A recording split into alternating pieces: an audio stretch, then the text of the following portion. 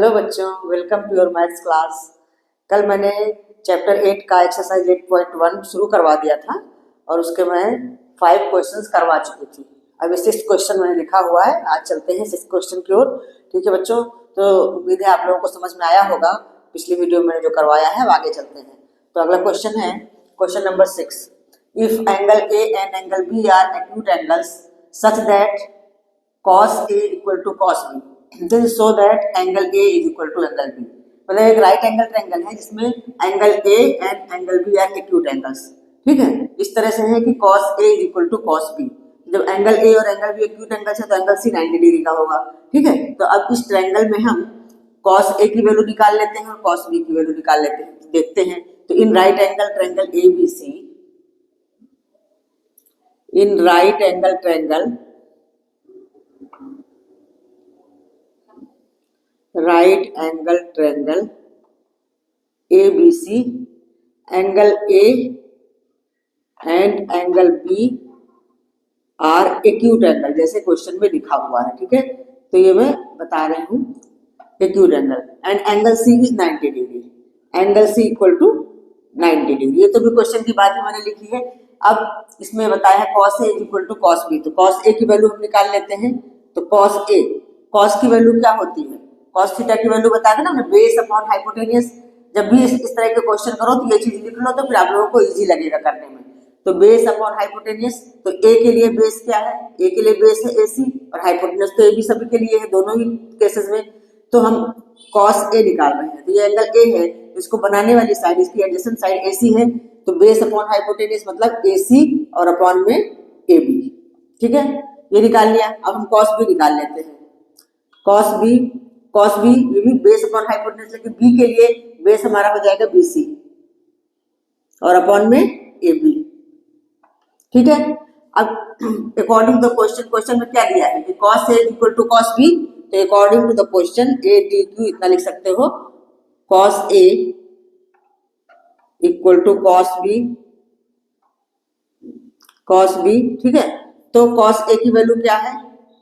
AC upon में AB equal to ये हो जाएगा BC अपॉन AB। तो हम देख रहे हैं दोनों इक्वल है और नीचे के नंबर दोनों में सेम है, तो ये सेम नंबर होने की वजह से कट जाता है। मतलब सेम जो भी ये नंबर बोलो, जो भी बोलो, AB दोनों में है तो ये कट जाएगा। तो नेक्स्ट स्टेप में हमारा ऐसा बन जाएगा AC इक्वल टू BC। अब अपना ट्रायंगल देखो क्या है, AC ये है, BC ये है। तो पिछली क्लासेस में क्लास 7th या 8th में ये चीज आप लोगों को ज्योमेट्री में सिखाई गई होगी कि जो साइड्स इक्वल होती हैं तो जो एंगल बनते हैं वो भी इक्वल होते हैं। उन साइड्स के द्वारा जो एंगल बनते हैं वो भी इक्वल होते हैं। ठीक है, तो इसलिए हम नेक्स्ट स्टेप में लिख देंगे therefore angle A equal to angle B। हमें यहाँ पे थोड़ा सा स्टेटमेंट लिखना पड़ेगा। हमें स्टेटमेंट ये लिखना पड़ेगा, angles opposite to equal sides are also equal. ये छोटी क्लासेस में बताया गया होगा, आप लोगों को याद हो तो। Angles opposite to equal sides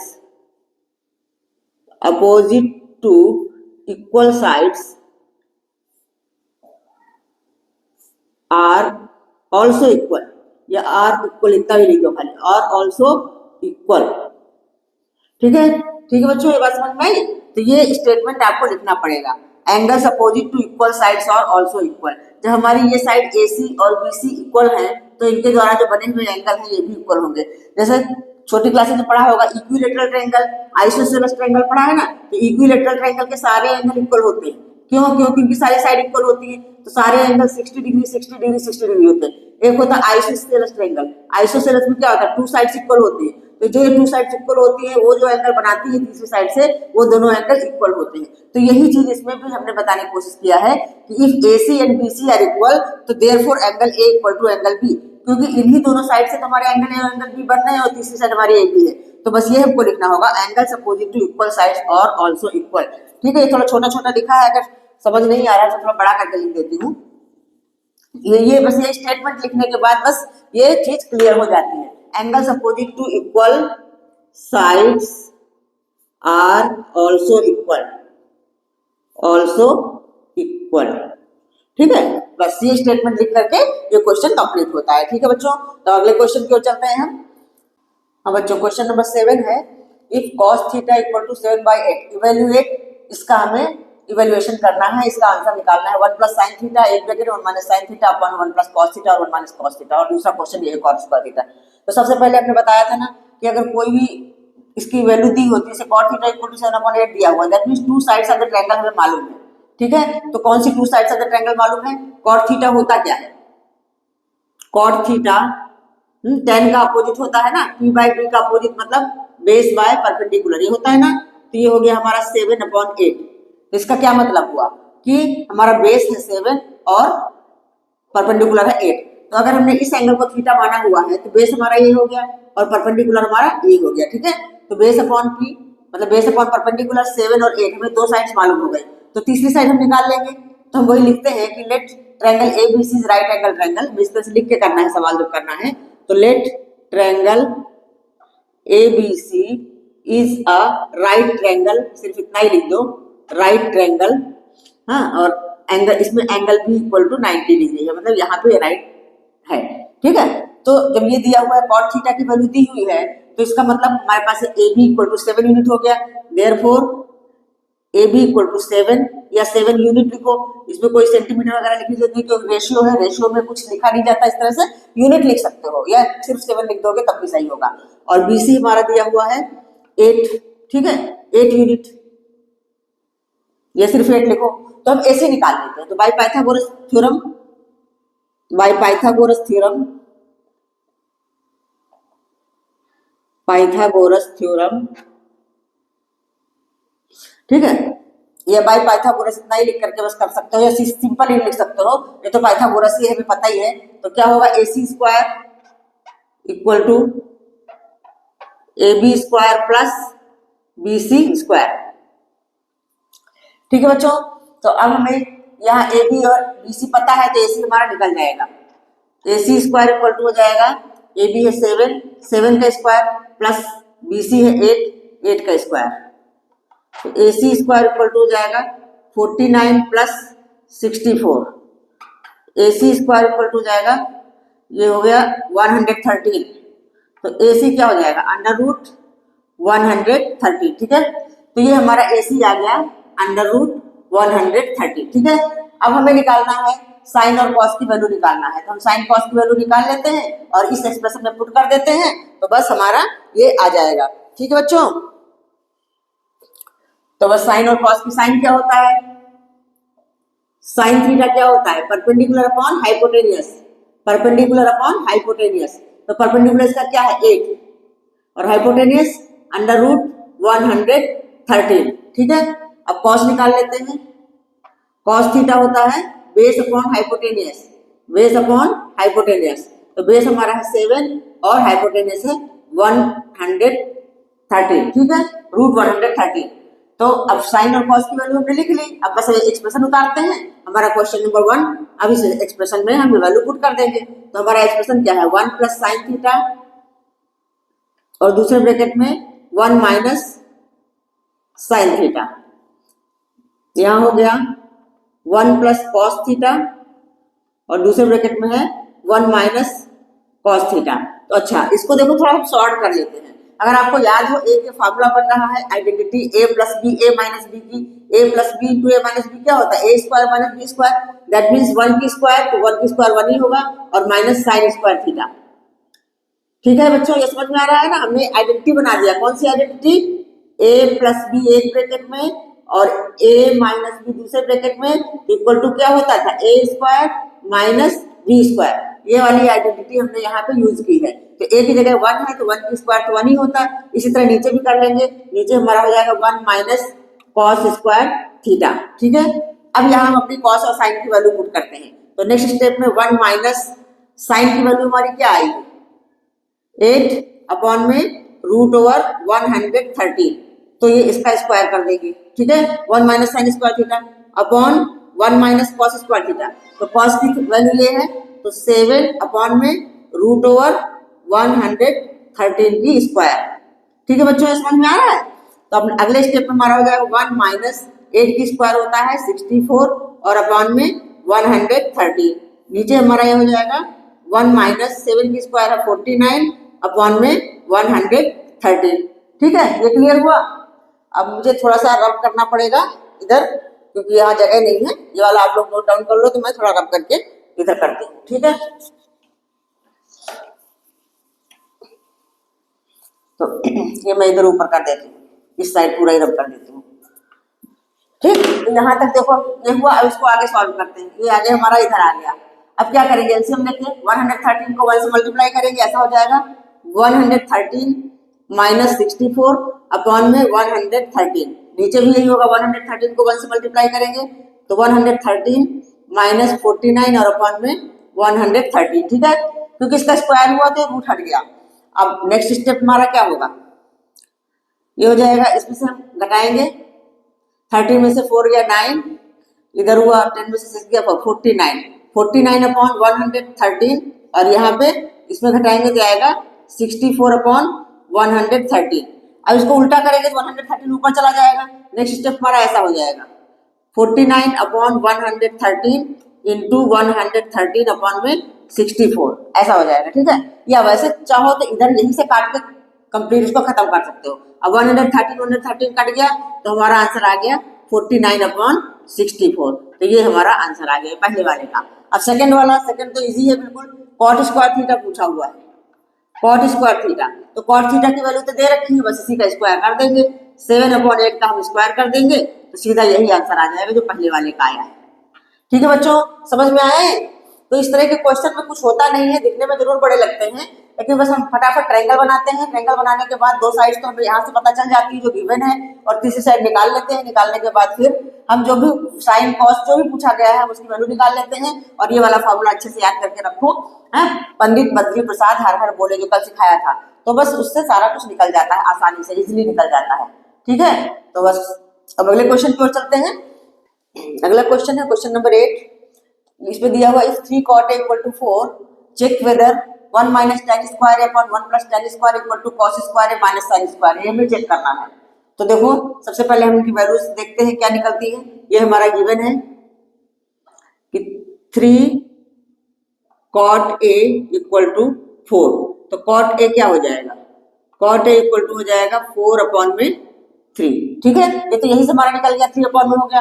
जब cot हमें मालूम है तो tan A इसका रेसिप्रोकल होता है, वो भी हम इजीली पता कर लेंगे क्या होगा। तो tan A क्या हो जाएगा, tan A equal to 1 upon cot A मतलब इसका रेसिप्रोकल, तो रेसिप्रोकल मतलब 3 अपॉन 4, इसी का उल्टा कर दिया। tan A तो हमें मिल गया, लेकिन अभी हमें cos A और sin A भी निकालना है, तो इसके लिए हम ट्रायंगल बनाते हैं।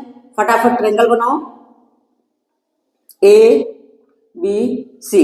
अब tan A क्या होता है, tan A परपेंडिकुलर अपॉन में बेस, ठीक है। तो ये हमारा A है, तो perpendicular upon base, that means perpendicular हमारा 3 है और बेस है 4, ठीक है। परपेंडिकुलर है 3 और बेस है 4, ये दिया हुआ है। तो AC फटाफट निकाल लेते हैं, ठीक। तो इन ट्रायंगल ABC में ज्यादा कुछ लिखने की जरूरत नहीं है, डायरेक्ट काम करो इनमें। In triangle ABC AC square equal to AB square plus BC square, तो AC स्क्वायर इक्वल टू हो जाएगा, AB हमारा है 4 की स्क्वायर प्लस 3 की square, AC square equal to 16 plus 9, AC square कितना हो गया 25, तो AC क्या हो जाएगा, AC इक्वल टू 5 हो जाएगा, ठीक है। वैसे भी जब इस तरह का ट्रायंगल आता है, एक साइड 3 एक 4, तो थर्ड वाली 5 होती ही है, ये सब जनरल चीजें हैं, तो ये मैंने बता दिया। अच्छा हमारे पास तीनों साइड आ गई है, तो हम साइन और कॉस की वैल्यू भी निकाल सकते हैं। तो कॉस ए क्या होता है, कॉस ए हमारा होता है base upon hypotenuse, base upon hypotenuse, तो सीधा लिख लो 4 अपॉन 5, ठीक है। अच्छा और साइन ए क्या होता है, ये लिख लेती हूँ मैं, साइन ए होता है परपेंडिकुलर अपॉन हाइपोटेनियस मतलब 3 अपॉन में 5। तो हमारे पास कॉस की वैल्यू भी हमने निकाल लिया, साइन की वैल्यू भी निकाल लिया और ये tan की वैल्यू भी निकाल लिया, ये सारी वैल्यूज हमारे पास है। अब अपना हम ये देखते हैं ये दोनों इक्वल होते हैं या नहीं। तो पहले हम लेफ्ट हैंड साइड वाला सॉल्व करते हैं, फिर राइट हैंड साइड वाला करेंगे। तो पहले LHS वाला ले लो। LHS हमारा है 1 माइनस tan स्क्वायर ए, इसको लिखते हैं 1 माइनस tan स्क्वायर ए अपॉन में 1 प्लस tan स्क्वायर ए। तो ये क्या होगा, वैल्यू पुट कर लेते हैं। tan ए की वैल्यू है 3 अपॉन 4, तो हम लिखेंगे 1 माइनस 3 अपॉन 4 होल स्क्वायर और अपॉन में 1 प्लस 3/4 होल स्क्वायर। अब इसको बस सॉल्व ही करना है, कुछ नहीं है। 1 माइनस 3/4 कितना हो गया? 9/16 और नीचे 1 प्लस 9/16। नेक्स्ट स्टेप क्या हो जाएगा? 16 माइनस 9 अपॉन में 16 और ये हो जाएगा 16 प्लस 9 अपॉन में 16। अब ये देखो 16 कैंसिल आउट हो जाएगा, ये दोनों कैंसिल हो जाएंगे, हमारा बचेगा क्या? 16 माइनस 9 कितना होता है? 7 और 16 प्लस 9 25। तो ये हमारा आ गया LHS का। अब RHS निकाल लेते हैं। राइट हैंड साइड RHS हमारा cos square A minus sine square A, cos square A minus sine square A।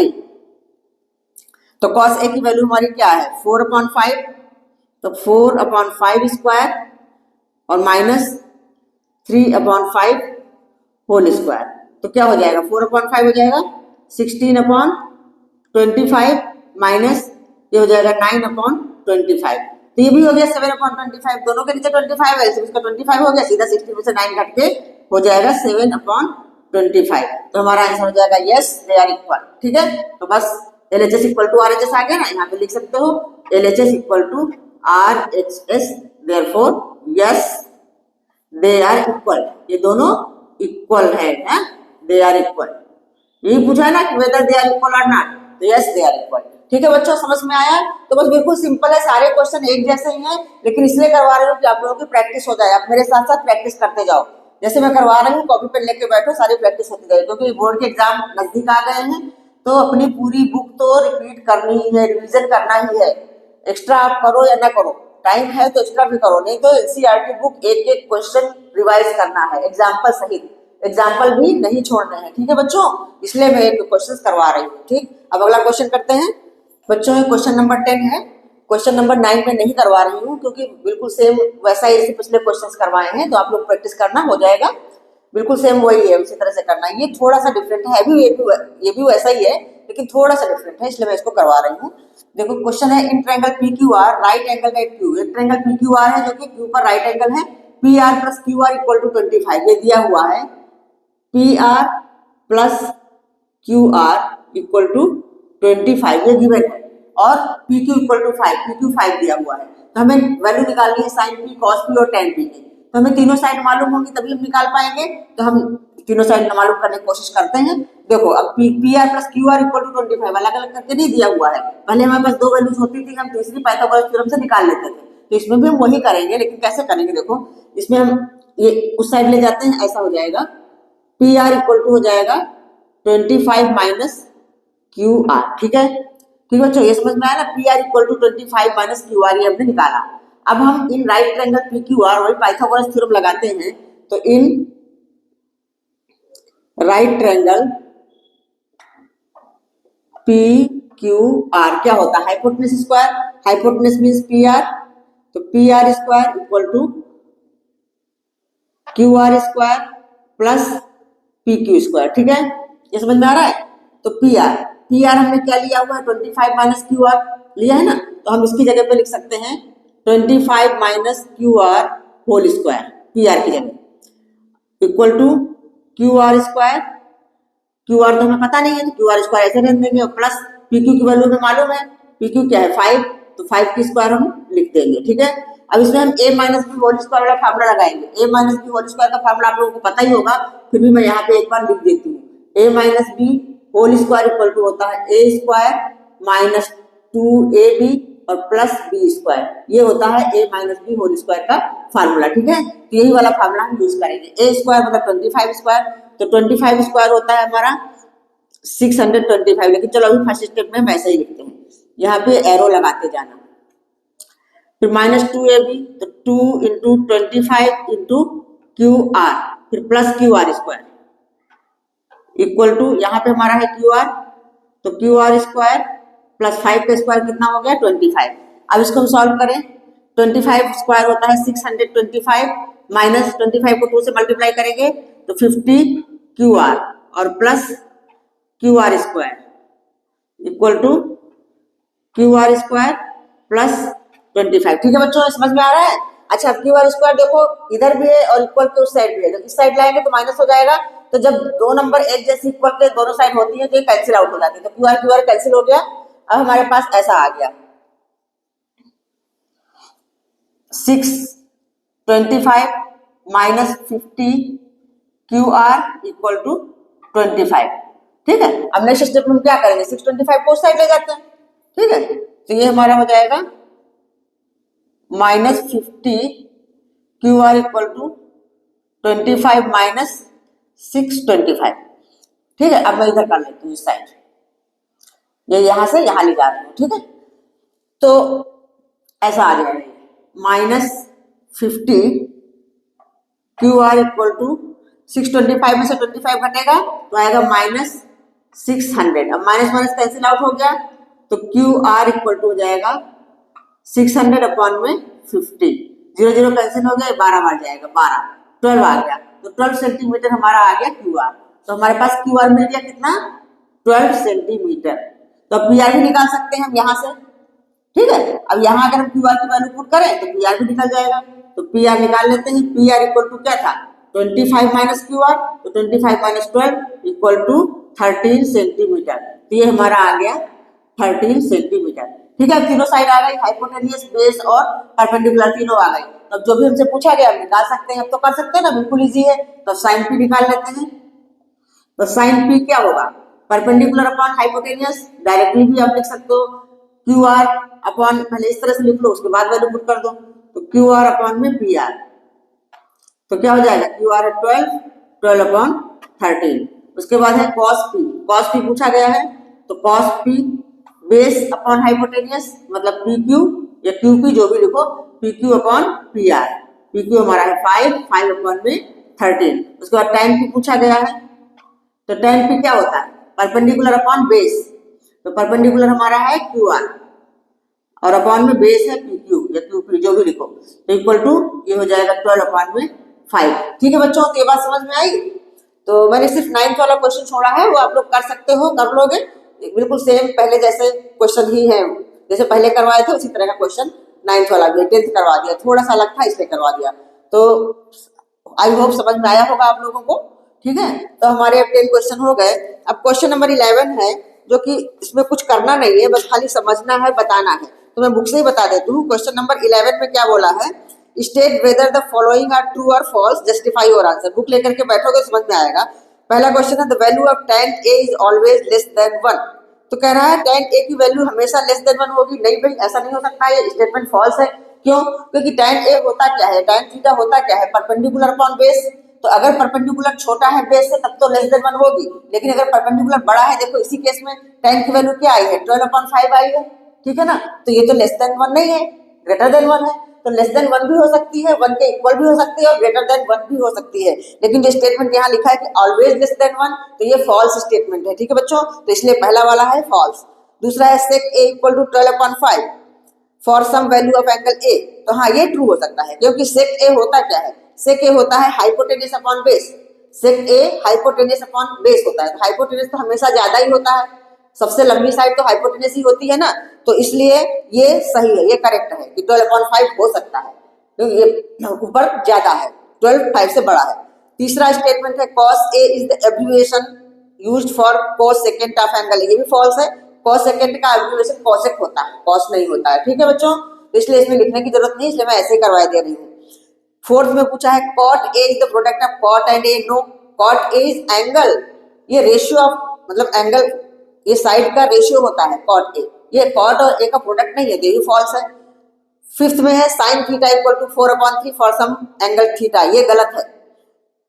sin theta equal to 4/3 for some angle theta, ये फॉल्स है। क्यों, क्योंकि sin थीटा हमेशा परपेंडिकुलर पर हाइपोटेनस होता है, तो हाइपोटेनस तो परपेंडिकुलर से हमेशा बड़ा होता है, इसलिए नीचे वाली नंबर बड़ी होनी चाहिए। यहाँ पे 4/3 लिखा हुआ है, तो इसलिए ये फॉल्स है। ठीक है बच्चों, तो समझ में आया ये ट्रू फॉल्स वाले क्वेश्चन, इसलिए मैंने बोर्ड पे नहीं करा इसको, क्योंकि बहुत इजी थे, बस समझा दिया क्यों ऐसा है। ठीक है, तो आई होप आप लोगों को ये सारे क्वेश्चन समझ में आए होंगे। अब नेक्स्ट वीडियो में एक्सरसाइज 8.2 करूंगी, उसमें ट्रिग्नोमेट्रिक टेबल भी है, एंगल्स के वैल्यूज भी हैं, जैसे sin 30, sin 45, cos 30, cos 45, 60, 90, इस तरह 0 से लेकर 90 तक के वैल्यूज भी हैं वो टेबल बनाना भी मैं सिखाऊंगी और उस पर बेस्ड जो क्वेश्चन है वो भी करवाऊंगी। ठीक है, तो आज के वीडियो में इतना ही। मिलते हैं नेक्स्ट वीडियो में अगली एक्सरसाइज के साथ। उसके बाद में प्रूव दैट वाले क्वेश्चंस भी करवाऊंगी। ठीक है, आप लोग चिंता मत करिए, सारे क्वेश्चंस करवाऊंगी और बाकी के चैप्टर्स जो करवा चुकी हूँ वो पढ़ते रहिए, रिवीजन करते रहिए, रिवीजन मस्ट है। और एक्स्ट्रा क्वेश्चन भी अगर मिलते हैं कहीं सैंपल पेपर वगैरह से करते रहिए। अगर कोई क्वेश्चन नहीं समझ में आ रहा है आप कमेंट में लिख सकते हो क्वेश्चन, मैं उसको करके दिखा दूंगी। ठीक है, और अभी जैसे मैं चल रही हूँ एक्सरसाइज 8.1 तो 8.2 भी जरूरी एक्सरसाइज है, इंपॉर्टेंट है, इसलिए उसको भी करवाऊंगी। फिर उसके बाद प्रूफ दैट वाले में आऊंगी। ठीक है बच्चों, तो आज के लिए इतना ही। मिलते हैं नेक्स्ट वीडियो में। Bye bye.